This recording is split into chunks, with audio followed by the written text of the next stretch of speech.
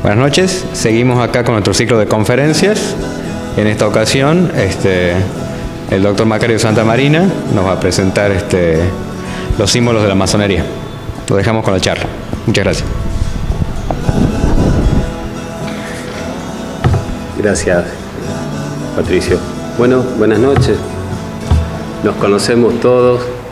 En el momento en que me habían propuesto este ciclo de charlas, que había la posibilidad de que, haya público profano presente.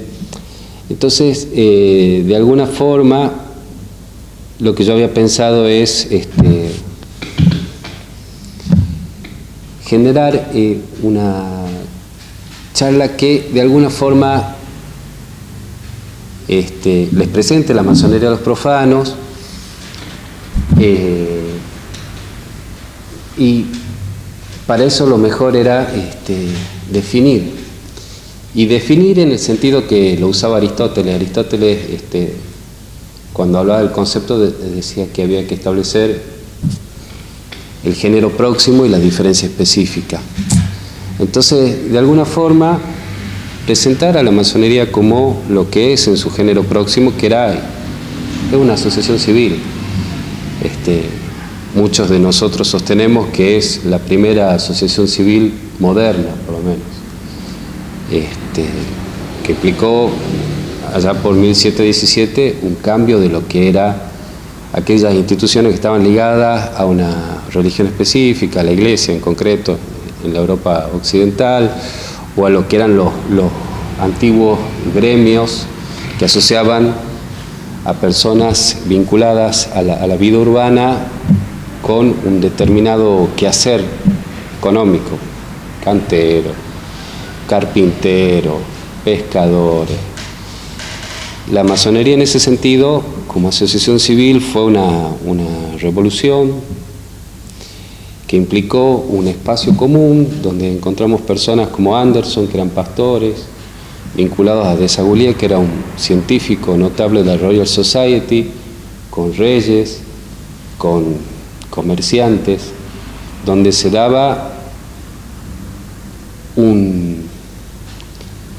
dio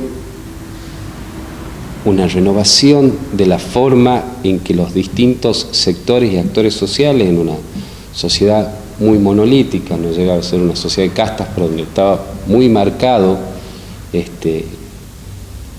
la diferencia y la posibilidad de relación entre distintos estratos sociales, se da esa novedad. Y en una sociedad que hacía un paréntesis, que proponía, entre otras cosas, no hablar de política, no hablar de religión, en un contexto histórico de una Inglaterra muy dividida por eso, con profundos problemas entre católicos y protestantes, donde los católicos habían sido excluidos del trono, entonces donde la cuestión religiosa estaba íntimamente vinculada a la cuestión política, y a partir de ahí surgieron unas sinergias que dieron origen a todo tipo de empresas. Pero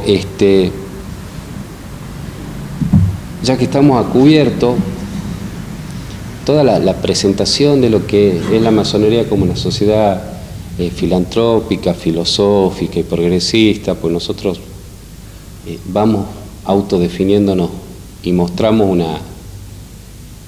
una cara social que además es real, a través de generalmente una triada de definiciones, que quienes estamos adentro sabemos también la importancia del número 3, pero nuestro lema está constituido por ciencia, justicia y trabajo, que de alguna forma es una aspiración que tenemos nosotros como herramientas para transformación social,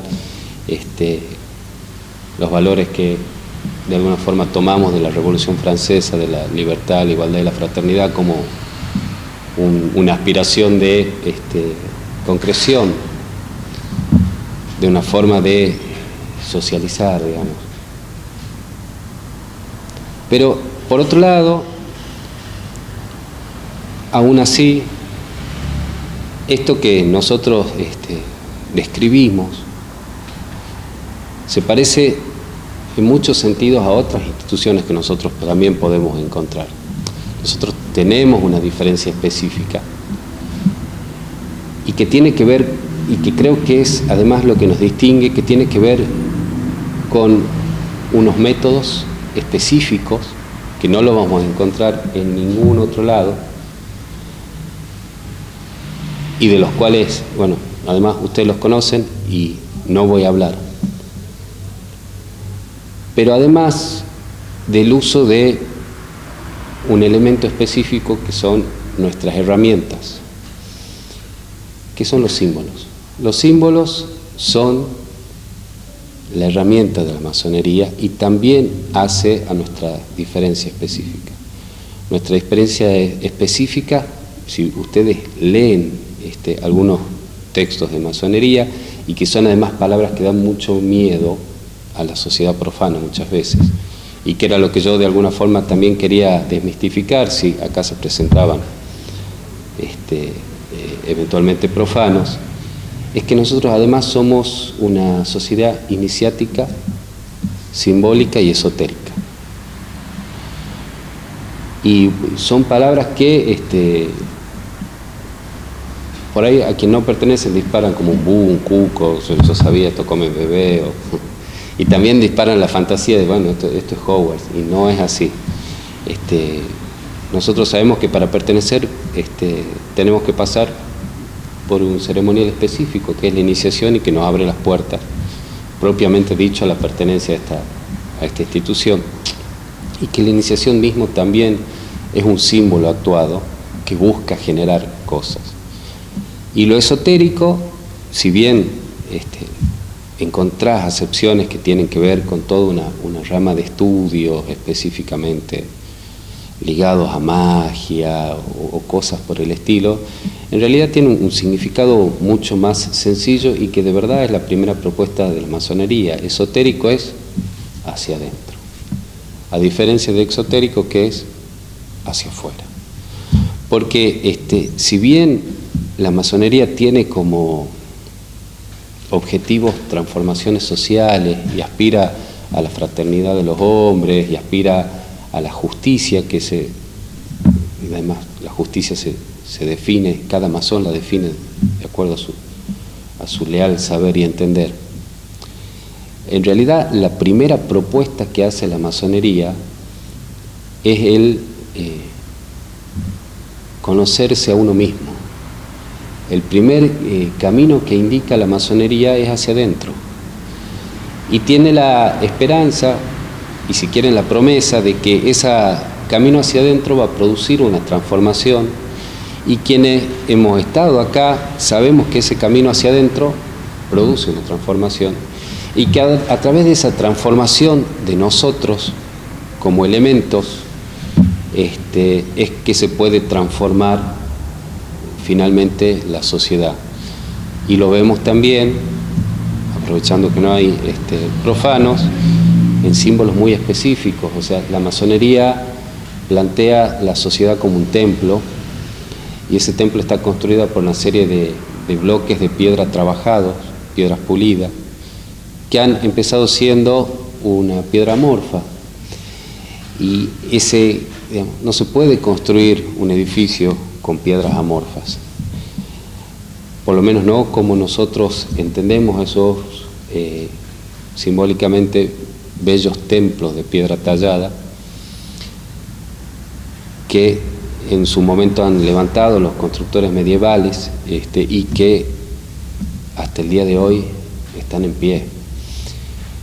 Entonces, el primer paso que propone la masonería siempre es una transformación de cada uno de sus miembros, y esa transformación de cada uno de sus miembros es una autotransformación. Porque esta es otra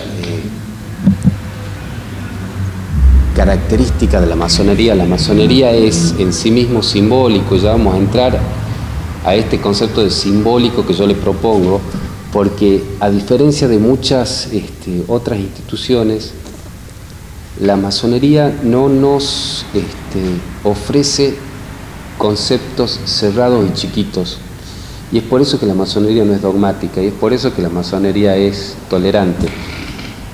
No podemos decir que la masonería no tiene un canon de valores. Hay cosas que se van de la línea, hay cosas que la masonería no acepta hacia adentro, los fanatismos, las intolerancias, los extremos, pero en el medio el camino es muy amplio y la única forma de permitir esa tolerancia es porque la masonería no define rígidamente nada y confía en que las personas de buena voluntad, con esfuerzo y aplicando este método y estas herramientas que nosotros tenemos, se van a acercar de alguna forma a la concreción de cada uno de los valores como justicia, fraternidad, tolerancia y tantos otros que la masonería nos pone en el camino. ¿Y qué es lo que nosotros usamos para iniciar ese viaje de autotransformación y autoconocimiento? Son nuestros famosos símbolos. Y acá es donde yo quiero hacer una distinción o establecer un marco teórico. El símbolo es una imagen o puede tener un sentido más amplio, que en un sentido puede significar cosas, y esa significación que una determinada imagen tenga está consensuada. Y en ese sentido el símbolo no opera como símbolo sino como signo, como una marca que está significada por convención.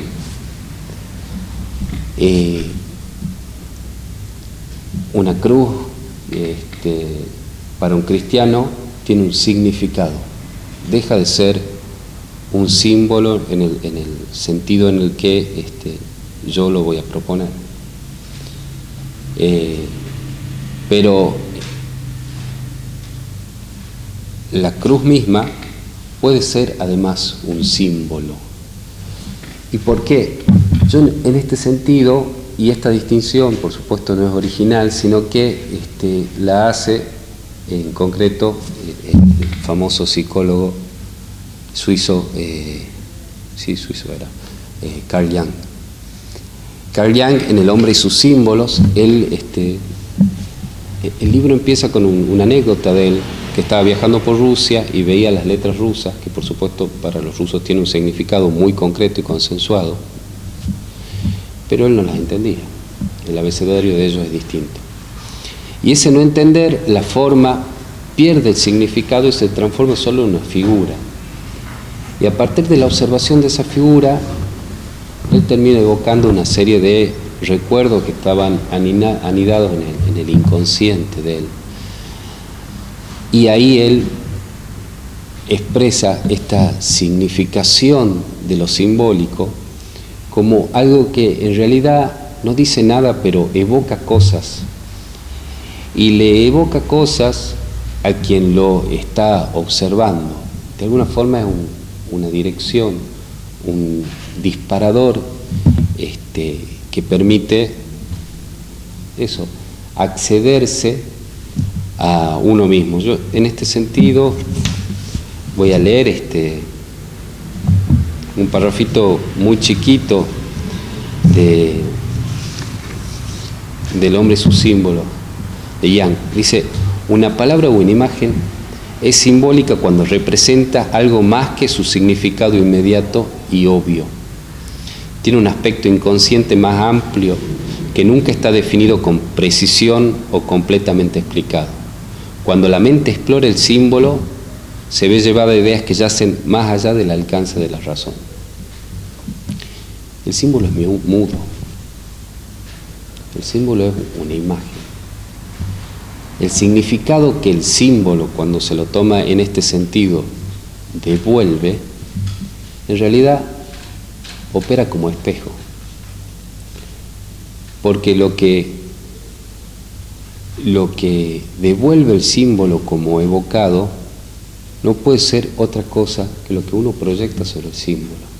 Entonces, en ese sentido, el símbolo opera como espejo, y en ese sentido el símbolo permite verse uno mismo y realizar esa introyección que el camino esotérico propone.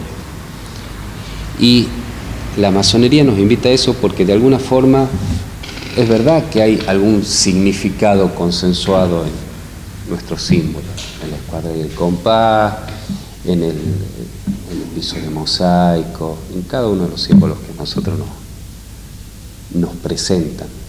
Pero por otro lado, cada vez que nos presentan un símbolo y los maestros nos hacen una breve evocación de lo que podría significar, somos invitados a pensar en ese símbolo y en traerlo escrito. Y eso que nosotros decimos del símbolo generalmente plantea una idea original, y que además refleja siempre o generalmente una parte de aquellos que escriben. Cuando uno escucha aquello que el símbolo le ha evocado al hermano, generalmente uno reconoce al hermano en lo que ha escrito. Me ha pasado de estar en ceremonias de paso de un grado a otro, donde lo hemos hecho 3 personas y te ponen una figura, un cuadro específicamente, y te preguntan sobre algunos de esos elementos del cuadro. Y estaba con un hermano que era ingeniero, y aquello que le evocaba en concreto una escalera era algo que yo, con mi formación humanística, nunca vi, pues yo no lo tenía dentro. Entonces, ese trabajo que hace el símbolo, como si uno es consciente que aquello que el símbolo le evoca en realidad es la proyección de lo que uno le carga a eso, empieza un camino de autoconocimiento. Y además, a partir de ahí, por la forma en que nosotros trabajamos, nos vamos enriqueciendo con pedacitos del otro que nos deja ver en el reflejo de aquello que dice con el símbolo, que dice usando el símbolo. Y eso, de alguna forma, también tiene que ver con esto de la masonería, que es tan particular y único, porque si bien por un lado es un viaje individual, por otro lado es una construcción colectiva de cada uno de los talleres, de cada una de las zonas, de los grandes orientes, finalmente, de todos los hermanos. Es como que una cadena que se va haciendo cada vez más grande, y se enriquece inevitablemente con ese convivir con el otro y ese descubrimiento que hace el otro a través del símbolo y que nos comparte, que además nos enriquece, porque la otra cuestión mágica que establece la masonería es el espacio donde nosotros trabajamos, que nos brinda una confianza única. Yo he conocido, por ahí puedo tener relaciones con personas durante años, y además que esa relación es casi diaria, en un entorno laboral, etcétera, y compartes 3 o 4 tenidas con una persona, y esas 3 o 4 tenidas que vos compartís con una persona conoces mucho más de lo que podés conocer años con una persona en un ambiente laboral, porque el espacio que se genera, la apertura y el respeto, hace que el otro sea honesto, uno se siente seguro en una tenida y se permite compartir cosas que en el mundo profano no. De alguna forma no necesitas defenderte. En el mundo profano uno siempre anda con la guardia levantada, y acá no. Y a partir de ahí también nuestra forma de trabajar nos permite escuchar más que hablar. Y en ese conocimiento del otro y de lo otro, y en ese escuchar lo otro y en ese aprender, porque inevitablemente acá se generan relaciones de afecto, y se generan relaciones de afectos entre lo otro y lo distinto. Y de ahí es que la tolerancia en la masonería realmente se vive, porque los prejuicios que uno trae del mundo profano, voy a hablar de última de mi experiencia personal, por supuesto estos son disparadores, porque por ahí no todos han tenido la misma experiencia, pero uno trae prejuicios y trae cuestiones de que en el mundo profano yo no me relacionaría con este tipo de personas. Y resulta que acá lo conoces, es tu hermano, ese tipo de persona, lo empezás a querer y entendés incluso desde la profundidad del relato del otro por qué el otro es como es. Y cuando salís al mundo profano no lo encontrás a tu hermano, pero encontrás personas que se le parecen. Y ese cariño y esa empatía que vos por ahí generás por el distinto que te lo hace conocer esto que pasa acá adentro, se proyecta al mundo exterior, al mundo profano. Y ese es el trabajo de transformación muy chiquito, digamos, muy, no es solamente esto, por supuesto, pero sí es un trabajo de transformación que yo creo que todos acá, o la gran mayoría de los que está acá lo hemos vivido, porque con los años que yo llevo adentro te das cuenta que acá entra una persona que no se relaciona con otro tipo de personas porque es progresista, yo soy conservador, porque él es peronista, yo soy radical, porque él está con el gordo sabio, yo estoy con el otro, qué sé yo. Y de repente te pasas un año acá y ya no ves al otro como otro, ajeno a mí, distinto, que yo no me puedo relacionar. Te das cuenta que el otro tiene una historia, tiene una realidad, y te das cuenta que vos podrías haber llegado a eso o podrías llegar a eso cuando cambien las circunstancias, y que eso no transforma al otro en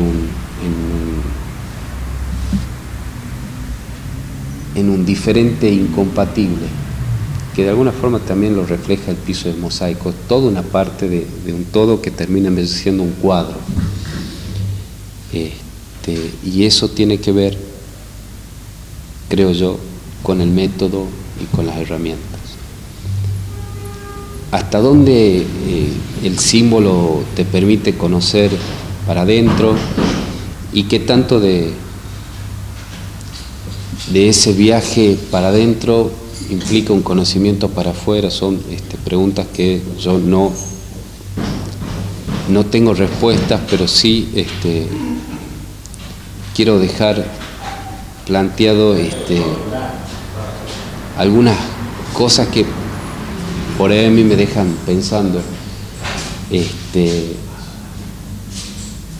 posible que conociéndote adentro llegues a conocer lo que pasa afuera, y hay situaciones que son raras, hay descripciones del mundo que hoy hace la más actual, que son absolutamente contraintuitivas, como por ejemplo que esto esté en este preciso momento y realmente vibrando, es contraintuitivo y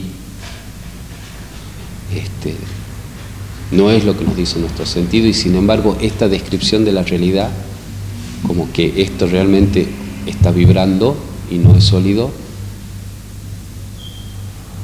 era algo que ya habían dicho determinadas escuelas místicas, y te deja pensando, no tenían elementos para medir y ver, realmente ver que esto vibra. Entonces, el camino esotérico, el camino del símbolo,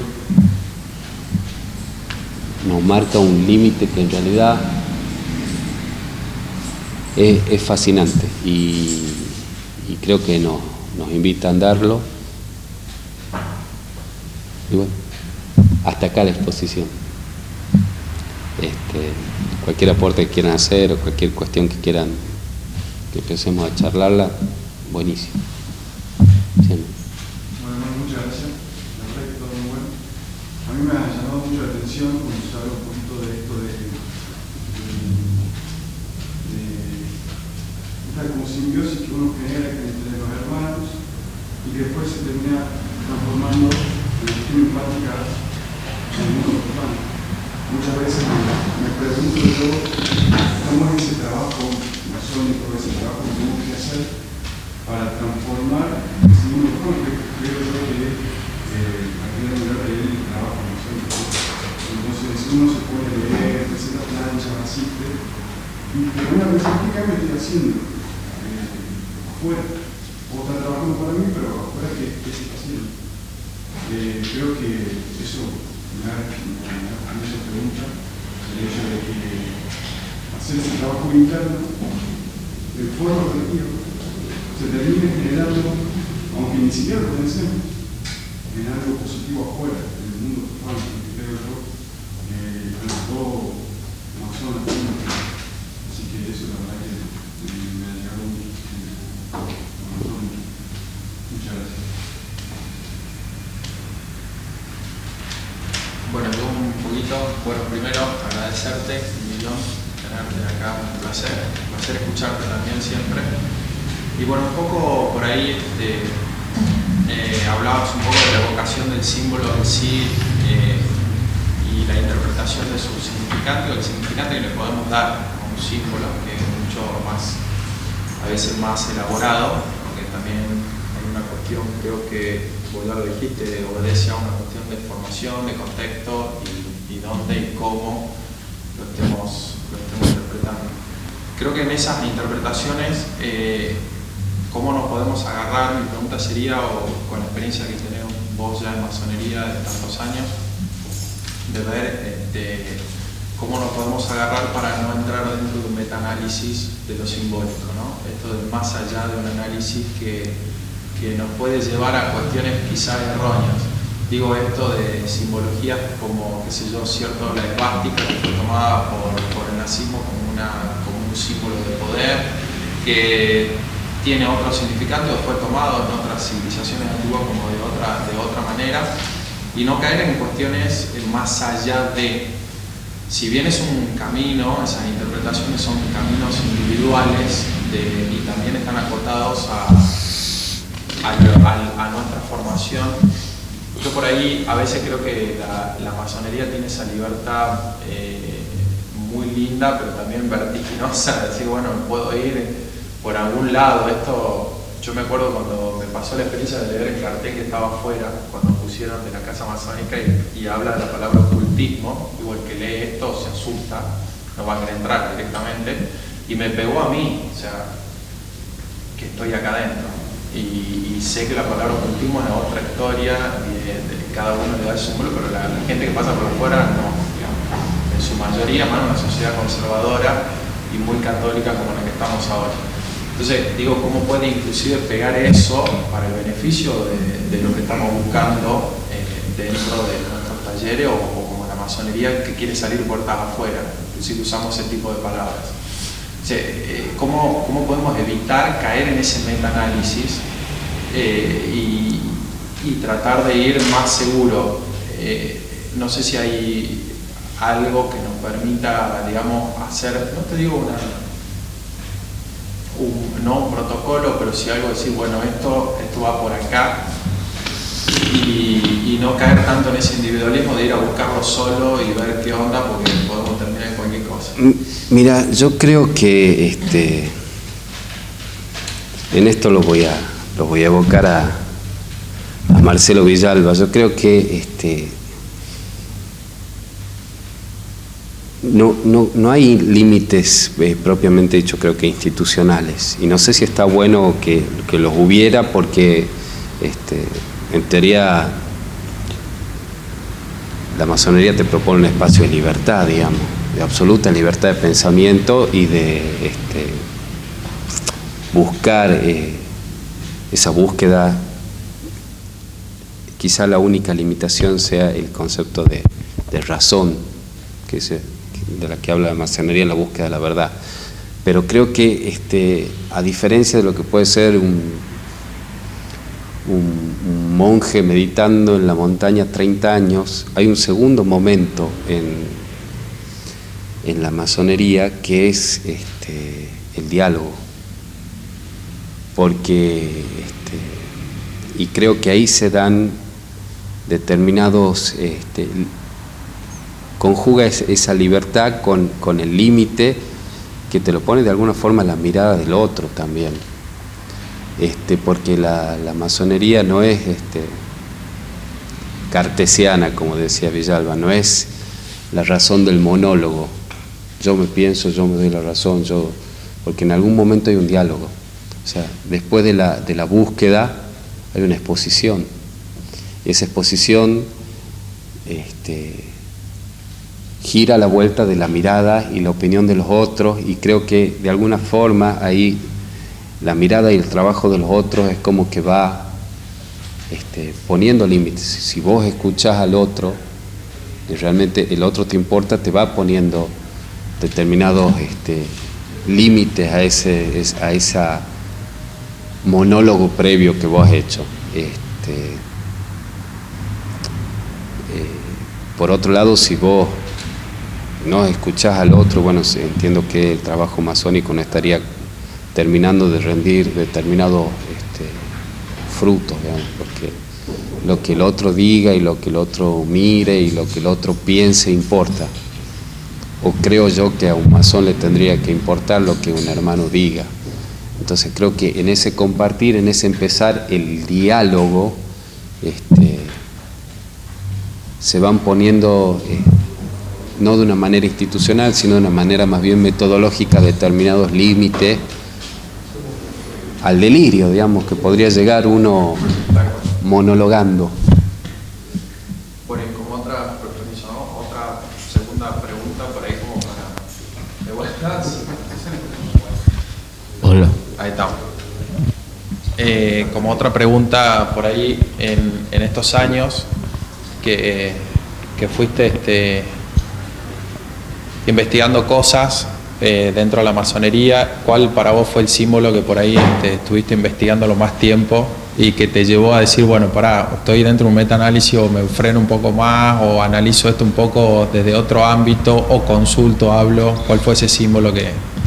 Mira, a mí el símbolo que me resulta más difícil de resolver y que además me devuelve siempre explicaciones distintas y que incluso a veces te revela o no, es el libro de la ley, en mi caso particular. Es un símbolo que de alguna forma yo siento que te interpela. A veces lo veo como limitante, a veces lo veo no limitante. Es un símbolo que hasta el día de hoy a mí en particular me interpela.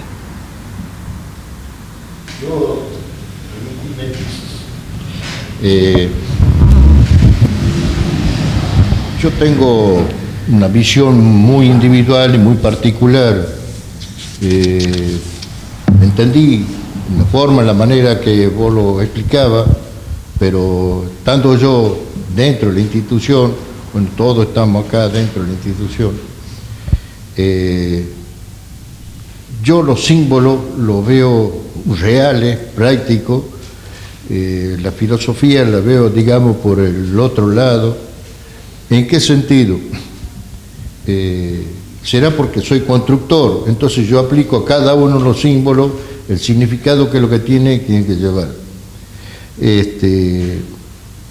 Es cierto que uno, creo que dijiste algo, si uno lo hace propio el símbolo, uno se puede identificar y corregir, algo así, puede ser que hayas dicho.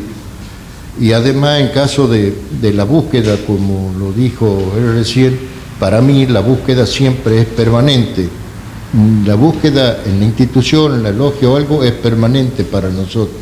No es únicamente una búsqueda y ya la encontré. Yo hace mucho tiempo, con los símbolos que uno tiene, leí de que lo importante es que los símbolos que nosotros tenemos en el templo, donde sepamos que es un símbolo nuestro y todo lo demás, no es un cuadro, no es una cosa fija, firme, que es lo que está. Nosotros tenemos que saber darle vida a esa a esa simbología, el compás, la escuadra, como la tenemos ahí. Si vos le das vida, llega verdaderamente a uno y lo puede interpretar de distintas maneras, porque cada uno puede pensar eso, y te lleva también a recibir esas energías que vos decías en forma distinta. Yo siempre insisto de que lo más importante para nosotros, los masones, es cómo está definida la masonería. La masonería es una institución iniciática. Ahí está el quid de la cuestión, ahí empezamos nosotros, cuando te está diciendo todo el argumento, y eso es lo que hay que seguir permanentemente. La parte de la iniciación que uno tiene, que uno lo vive, todo lo demás te hace recapitular todas las cosas. Es una impronta muy importante para, por lo menos para mí, a los masones. Es cierto, en cada lugar, cosa que veo, le doy significado que tal vez no sea el mismo que otro hermano que lo tenga que dar. Y bueno, trato de aprender de eso para poder dar también, que es difícil todo lo demás. Siempre me quedo, digamos, ritualísticamente con el primer grado, donde nos enseñan, nos explican prácticamente los pasos que nosotros damos. Y no en todos los grados, porque es, digamos, simbólica, no en todos los grados usamos las mismas herramientas. De a poco nos van enseñando en qué grado, en qué forma, en qué manera usamos esa herramienta. O sea, de cierta manera son los símbolos que nosotros tenemos. Así que bueno, sería largo, no es lo mismo. Yo no tengo la habilidad de una lectura de esa forma, de esa manera. También la has expresado vos, así que te agradezco, pero quería expresar lo que yo siento por la institución que estoy y que me enorgullece, porque uno se prepara desde el día de la iniciación hasta saber a dónde uno nace para morir. Y desde ese instante yo me estoy preparando para acá, para eso en la vida. Bueno, nada más, muchas gracias. Gracias, hermano. Gracias, de verdad.